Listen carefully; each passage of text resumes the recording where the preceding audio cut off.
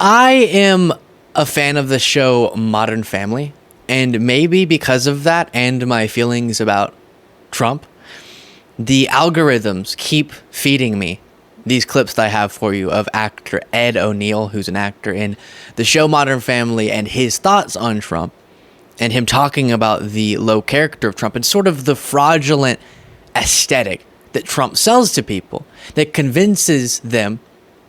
I struggle to believe how, but he convinces people that he's this everyman, that he's fighting for them, that he knows what it's like to struggle like they do, and he sees them when it seems so obviously a facade. But here is Ed O'Neill. We'll look at these clips. Again, I don't know how long these have been around, when this interview actually was, but I keep being suggested them, so it's time to review them on the show. And we also have some Trump clips and some other things. Here it is. If you only developed one thing growing up in Youngstown, it would have been street sense. You know, you could get a kind of a gauge on what a person was like pretty quickly. It's sort of, you had to. You know, it was probably a survival instinct, and you got a pretty good idea of what this guy was like pretty fast. Which is all bullshit. Yeah. So, referencing sort of where he grew up, what he feels like is so easy to pick up on, with that context in mind, why you would accept as your leader someone who does seem to be so full of it, who does seem to be selling a version of himself that could not be further from his authentic self. And let me actually play this next clip before I get into a whole rant about the next thing. Hello, I know. Oh, why does he pause the video to ask people to subscribe just so quickly? To say, if you're not subscribed already, it does make a huge difference. If you appreciate the show, by clicking that subscribe button, you show it and you help us grow. Free, easy, but it makes a huge difference. Back to the video. Yeah, you would never listen to a guy like Trump in those earlier years in Youngstown. Nobody would. They'd just laugh at him, you know, for being the braggart, the arrogant liar. A guy who, 6 bankruptcies? I don't know how many. I couldn't even count them all. Taken care of by his daddy, you know, a guy who never really worked hard in his life. A guy in Youngstown who you wouldn't want to have a drink with him. You wouldn't sit down and have a beer with a guy like this. So again, connecting it to his experience growing up and the type of people you would stay away from, Trump being such a quintessential example of that type of person. And before getting to my favorite part of this, which connects us back to some bizarre moments of Trump's strange feelings and thoughts about the Civil War, you know, one of the things that I make a huge effort to do on the show is frame things, discuss things, put forward arguments that are the most universally compelling, right? So instead of just saying any negative thing about Trump, and they can all be accurate things, try to focus in the conversation about what is the most compelling to the most amount of people. And I think a lot of the actions when we talk about the end of Trump's presidency, him trying to hold on to power despite losing, and his cases where evidence is being brought forward of criminal activity, and then clear statements that he makes about our democracy that should give us an indication he doesn't respect it. If you can lay out the case that Trump threatens democracy, then do any of the other conversations really even have to happen? Because if you care about such a fundamental principle, then wouldn't you not have to hear about any policy stance he has or a character trait of his and know that he shouldn't be president? Okay, fair. So that's why we focus a lot on those hugely consequential things. But it shouldn't be forgotten, and sometimes I forget to circle back to this too, that why are we just assuming now that the party that used to proclaim to have these special family values that they stood by, now it's just a given that they're totally fine giving up on that in service of Trump, and don't seem to care anymore about high character individuals. Mitt Romney, who's a Republican but not a Trump Republican, says as his first argument against Trump that he prioritizes character in presidents, and then has to follow that up by saying, as we've looked at in the past, and I get a lot of people in my party don't agree with me,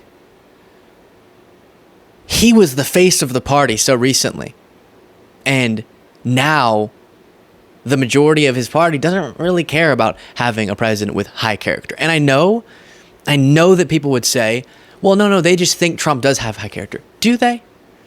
Because when I talk to a lot of the Trump supporters at rallies, they are so willing to say, yeah, I know he was found liable for sexual abuse. I know what he said about grabbing by the P word. They often don't know he called for the termination of the Constitution, but I know the way he speaks about people. I know that he, again, they think these are rigged, but found to have defrauded people.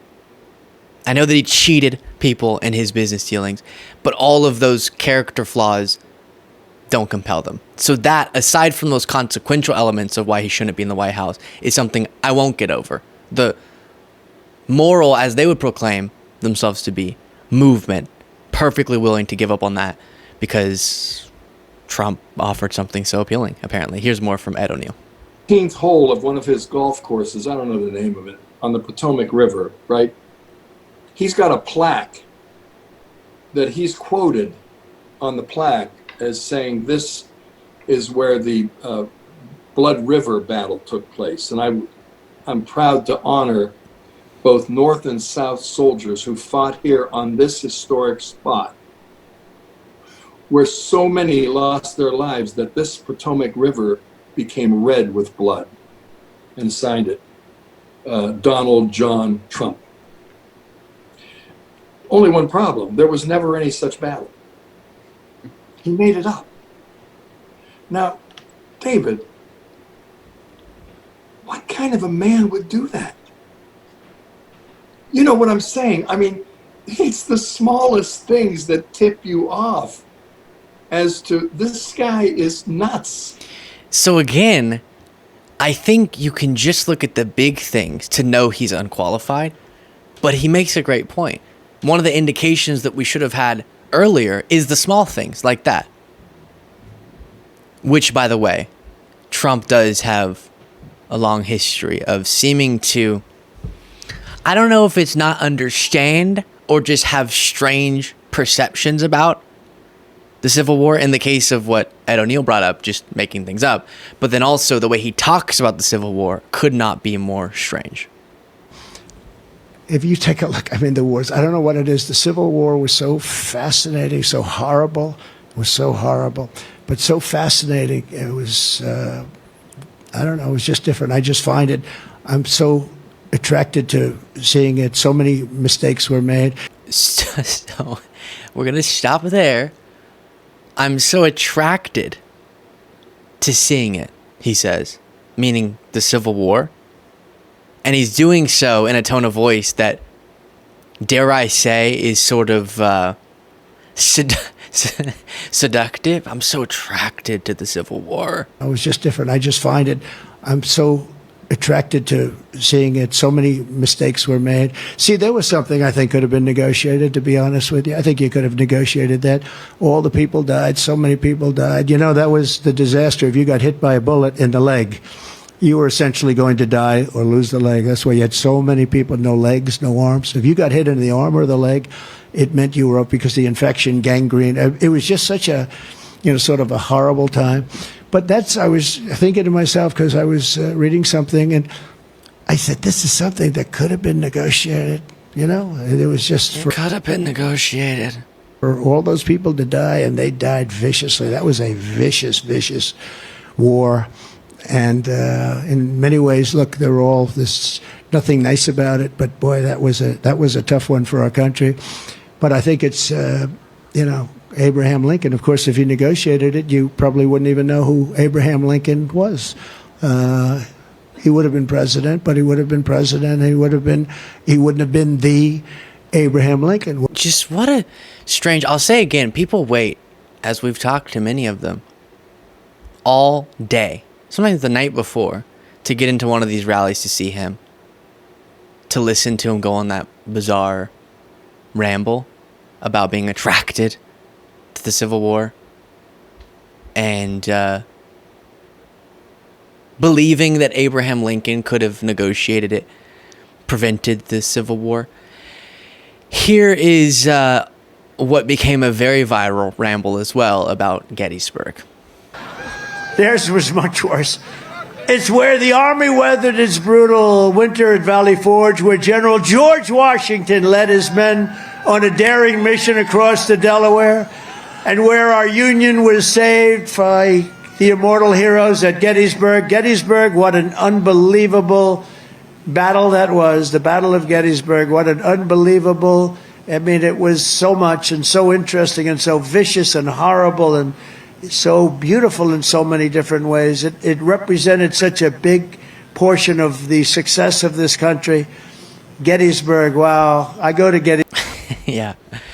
So whether it be a plaque on his golf course, his attraction to the Civil War, or the beauty of Gettysburg, Trump seems very confused about the Civil War, and interesting stuff there from Ed O'Neill. Let me know what you thought of that in the comments. If you want to get the extra episode of the show, so members only content, plus you're supporting the work that we do, you can do so by clicking the join button below.